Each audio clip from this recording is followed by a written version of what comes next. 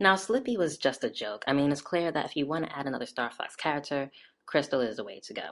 However, for a 3DS release, if I were to make a roster for that, I would probably take out Falco and put in Slippy, because Slippy is really relevant to the Star Fox series.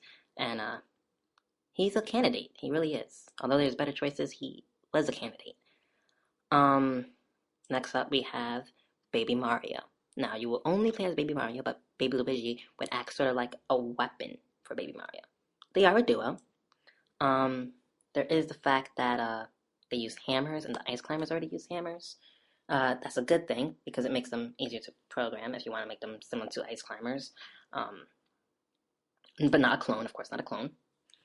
And could also make it. I think they will be fun. And the problem, however, is that they're too closely related to the Mario series, and we don't really want to expand the Mario series too much in that direction. Also, Plus Minimum would be another duo. Once again, Pikachu is already in. They'll be easy to program, yet vastly different because there's two of them. Um, they have a great moveset just like Baby Mario and Baby Luigi. But overall, I think there are better Pokemon choices. Plus Minion are one of the top choices to include, however. Lolo and La La La, or Lolo and La La. They appeared in Kirby games, however, they are from their own game. They had a different name, Lolo instead of Lololo, and they will be dubbed like the Ice Climbers. However, you don't, yeah, you don't need them in, but considering them would be a good thing to do at least. Now we're getting into classic characters as you start with Lolo and La La La. Excite Biker. There are better choices, but I did consider him mainly because Piece of Doom Man proved that he is possible. I mean, like, physically possible. He could fight. Um, but there are better choices, I guess. And actually, I was gonna put Excite Biker in. There's a character from Wave Race, I forget his name, but he doesn't have an identity. And I was gonna make it so that expand on the storyline for that one character. His name was Ryu from Wave Race, and make it so that he is also an Excite Biker because Excite Biker has no identity. He has no mission, no role, and adding at least a name to him would help. However, merging the two series would be kind of, I don't know how that would be taken. But overall, he was in my roster for a long time, but there are better choices. Um, Takamaru was also eliminated along with Excite Biker. Um, there's just better chances. I'm sorry, there's just better choices for classic characters. And Gora is in my roster, and you can't have both of them. They're too similar. Um, it's unnecessary to have that kind of clone. Next up is Sheriff, and Sheriff. Man, I don't know how to explain this. It's the same reason why Little Mac as well. He's too realistic and simple a character. Everybody else that is included, they're fantastic in some way. Except for Snake, but he has like explosives and a lot of weaponry, scientific. Or you have a Fox, or Samus, where you have the sci-fi aspect. Or even when you have Mario or Donkey Kong, you have the cartoony superpower aspect to them. Little Mac, Sheriff, they don't have this. Um, Also, Sheriff uses a real gun, which I don't know how that's gonna pull off for this game. And Sheriff was also the first protagonist. But there's so much work to be done to reinvent Sheriff, and I think the original game doesn't give you enough to work with. It doesn't inspire anything new as some other classic characters could do. Captain N was inserted as a historical character because he could be taken into the real world aspect. Um, it is possible to come up with a moveset for him. It'll have to be creative, but really, there are just better choices than Captain N. He's too abstract, too obscure a character. He would be along the lines of Game & Watch and Rob, but uh, Balloon Fighter. He had, I think, 3 games, but I think he's too simple, and there's no personal interest to recreate this character. Although it is possible, you could really reinvent Balloon Fighter. But overall, there were better choices.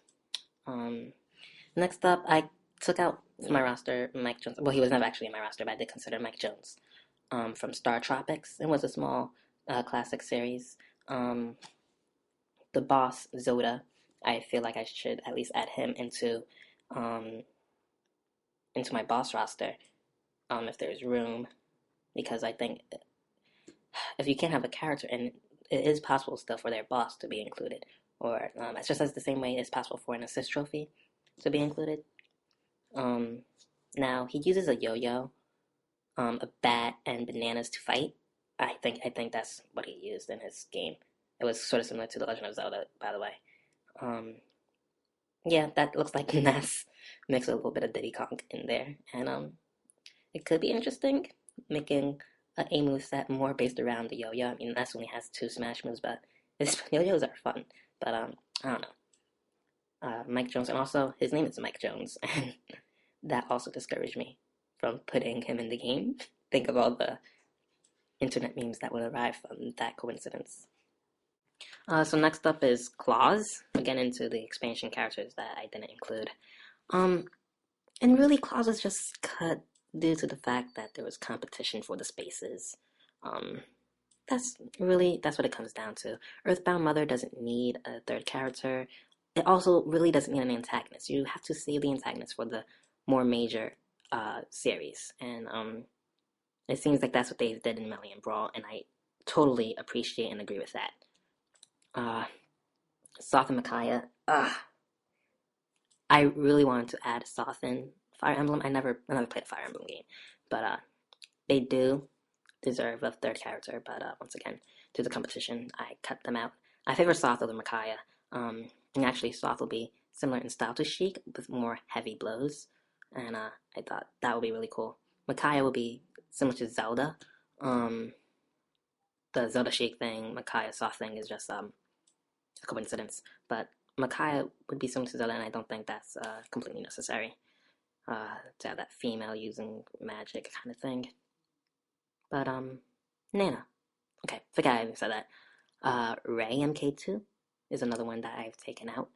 Uh, uh, it's just that his games, Custom Robo, has not been as successful as other things to include, such as Golden Sun. Having another robot would have been really nice. But really, like I said, there's better choices. And Saki. Uh, Saki, there's a huge amount of reasons that I didn't include Saki because one, there was only two games in the Sin and Punishment series. They were hits, but they were only two games. Another plus for them is that it's from the N64 era.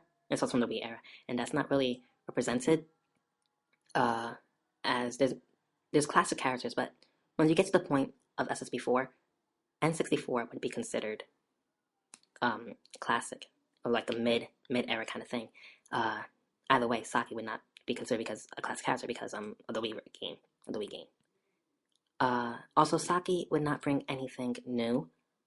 It has some slashes, some gun use, but that's so covered by the Star Fox characters, and other characters throughout have those things. It's really not necessary. Now this is where you could get angry. I am not including Toon Zelda. I am not including Ridley.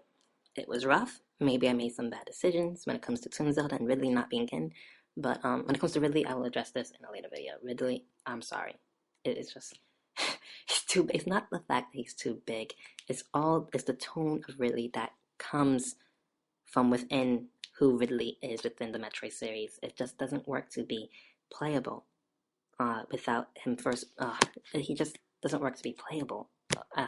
I will go through this thoroughly, maybe in essay form, about why Ridley is not in my SSB4 roster.